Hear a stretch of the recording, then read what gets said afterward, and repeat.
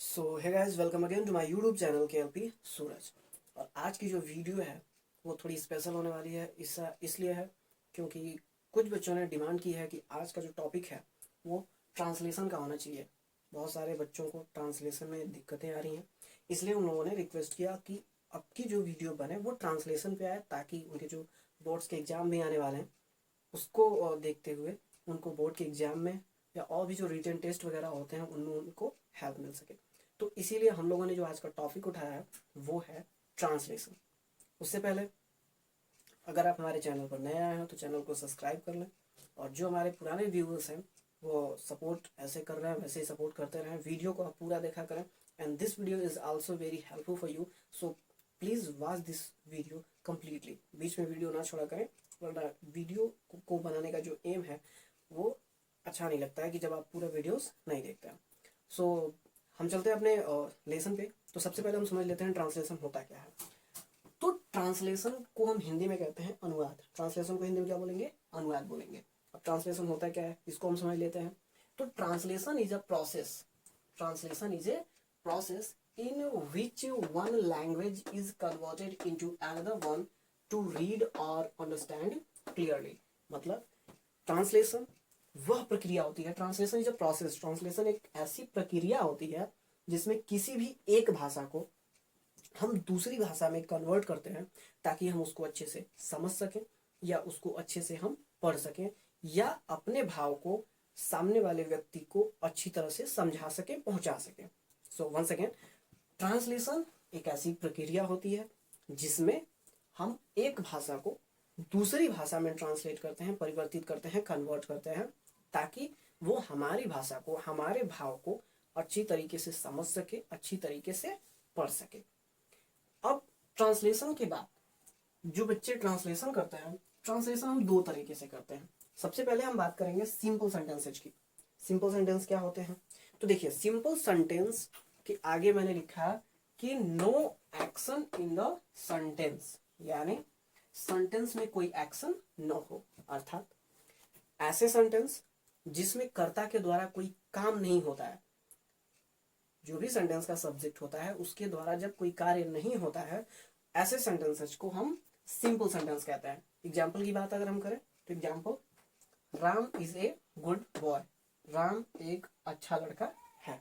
इस सेंटेंस में राम के द्वारा कोई कार्य नहीं हो रहा है, बल्कि हम उसकी क्वालिटी के बारे में बात कर रहे हैं।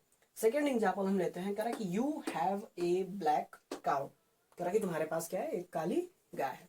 इस सेंटेंस में भी हम देख रहे हैं कि जो हमारा सब्जेक्ट है यू, इसके द्वारा कोई कार्य नहीं हो रहा है।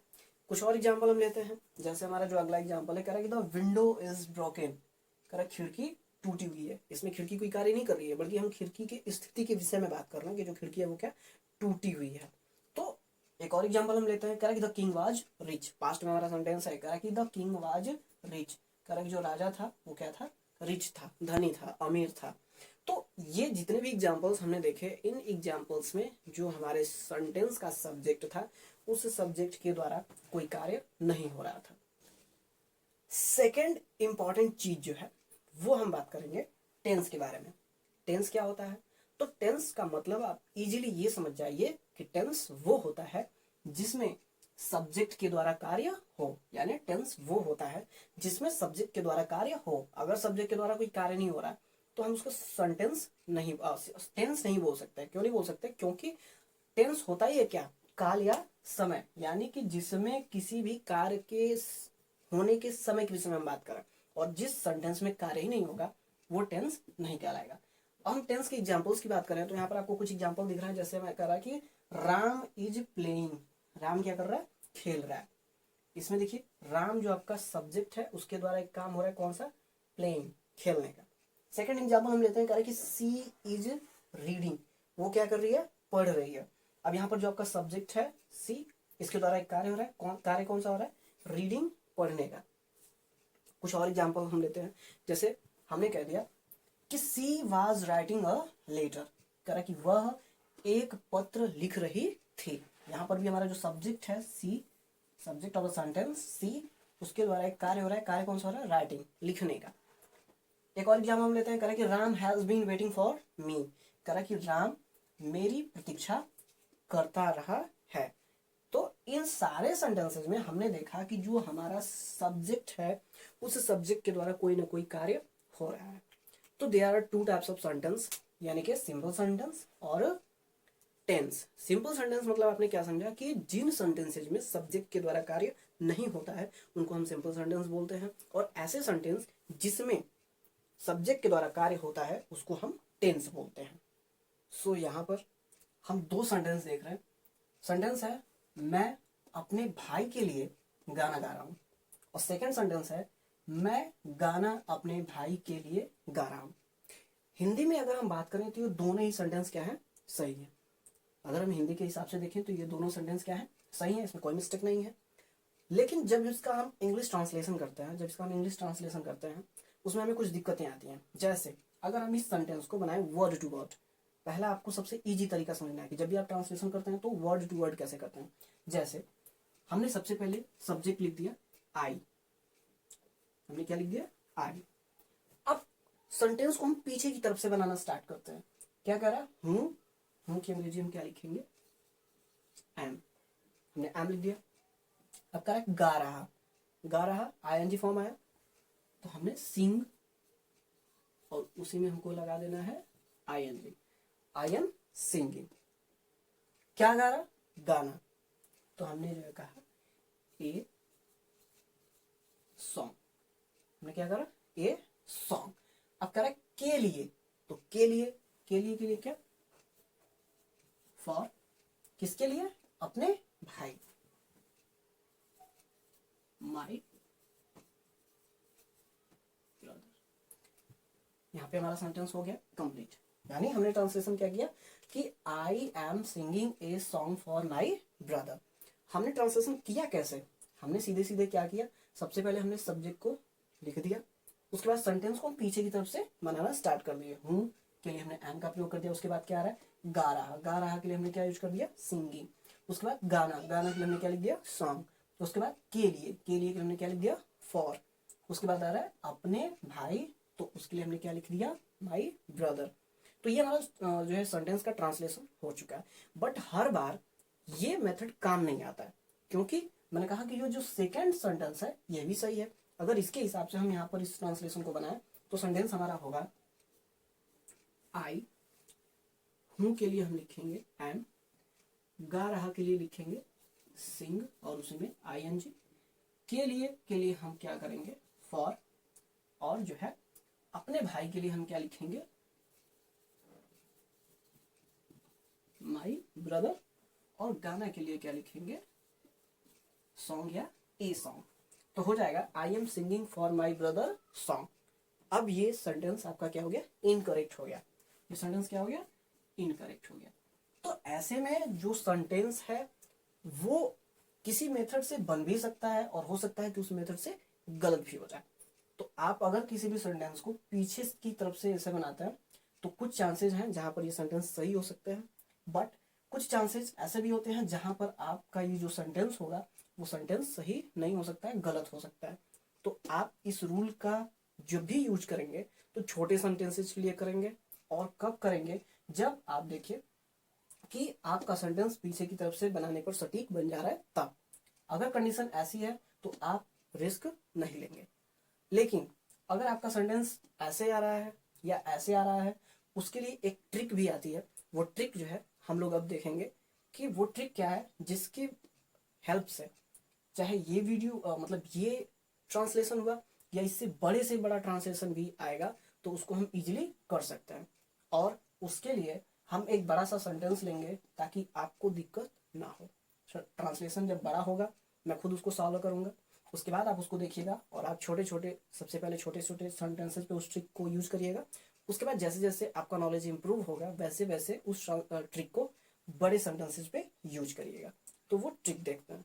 सो है गाइस, ये वो ट्रिक है जिसके हेल्प से आप बड़े से बड़ा सेंटेंस भी चुटकियों में बना सकते हैं, बहुत ही इजीली बना सकते हैं।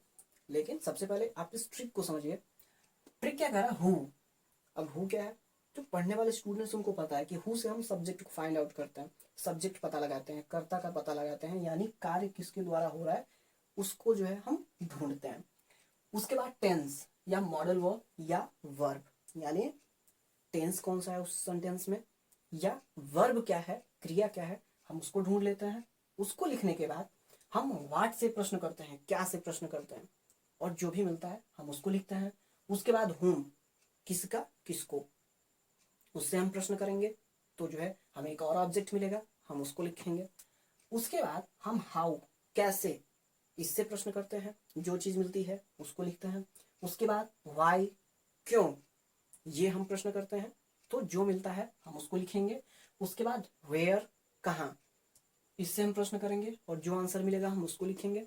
उसके बाद व्हेन, कब, और इससे जब आंसर मिलेगा हम उसको लिखेंगे। लास्ट में सिंस या फॉर प्लस टाइम। अगर आपका tense present perfect continuous, past perfect continuous tense में आता है तो आप उसका भी यूज कर सकते हैं। सिंस और फार का यूज आप जानते हैं, या सिंस का प्रयोग जो है हम ऐसे सेंटेंसेस के साथ करते हैं जहां पर समय निश्चित हो, और फार का प्रयोग हम ऐसे समय के साथ करते हैं जो अनिश्चित हो। तो चलिए यहाँ पर एक सेंटेंस है, सेंटेंस क्या है, कहा कि मेरे सबसे अच्छे दोस्त शुभम ने अपने जन्मदिन पर, मेरे सबसे अच्छे दोस्त शुभम ने अपने जन्मदिन पर एक 5 स्टार होटल में सोमवार को अपने सभी दोस्तों को एक के बाद एक मिठाइयां बांटी। इस सेंटेंस को हम ट्रांसलेट करेंगे, but with the help of this trick.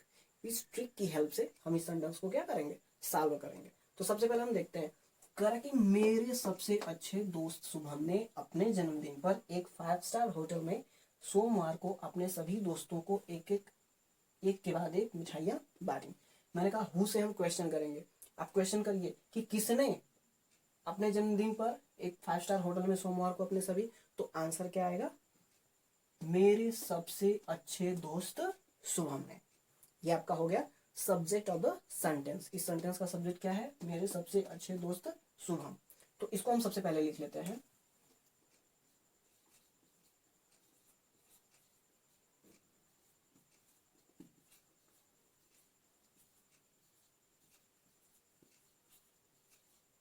My best friend Shubham.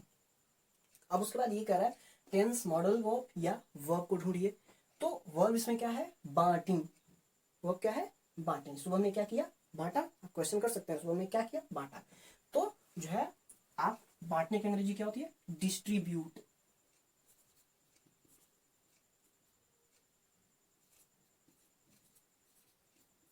चूंकि ये पास्ट टेंस है, बांटी, बांट चुका है, कार्य जल्दी ही बीता है, इसलिए हम पास्ट इंडेफिनिट टेंस का यूज करेंगे। शुभम डिस्ट्रीब्यूटेड, उसने क्या किया, डिस्ट्रीब्यूट किया, बांटा। अब हम क्वेश्चन करेंगे व्हाट, क्या, क्या बांटा। तो आप देखेंगे आंसर मिल रहा है मिठाइयाँ। क्या बांटा, मिठाइयाँ। तो हम कहेंगे स्वीट्स, स्वीट्स। अब उसके बाद कह रहा है हुम, किसका या किसको, किसको बांटे। तो कह रहा है कि अपने सभी दोस्तों को। तो हम कहेंगे to all his friends, to all his friends, अपने सभी दोस्तों को। उसके बाद कह रहा है हाउ, कैसे बांटे। तो कह रहा है कैसे बांटे, एक के बाद एक। तो आप इसके लिए 1 by 1 या 1 after another भी लिख सकते हैं, 1 by 1। अब कह रहा वाई, क्यों, क्यों बांटी, क्योंकि उसका क्या था, बर्थडे था। तो ऑन हिज बर्थडे, क्यों, ऑन हिज बर्थडे। उसके बाद कह रहा वेयर, कहां पर बांटी। तो कह रहा कि एक 5 स्टार होटल में। तो हम कहेंगे इन ए 5 स्टार होटल। कब, तो हम कहेंगे सोमवार को। कब, सोमवार को।